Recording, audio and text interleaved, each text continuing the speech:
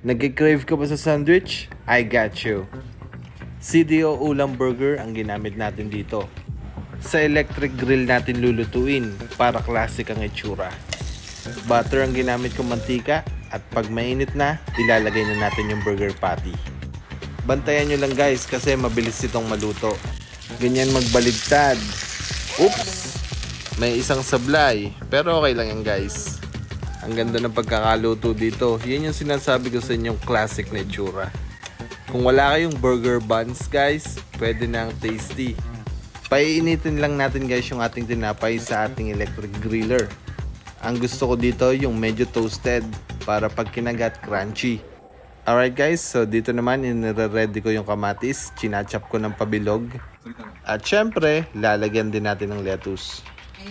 At huwag nyo rin pawawalan ng keso. Eden cheese ang gagamitin natin. At ready ng lahat. Pagpatong-patungin lang natin.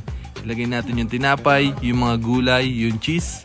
Nilagyan ko nga din pala dito ng cheesy pimiento para medyo creamy. Guys, kung sa tingin nyo ay healthy ito, makikilike naman ng video. Kakainin na natin itong sandwich in just 5 seconds.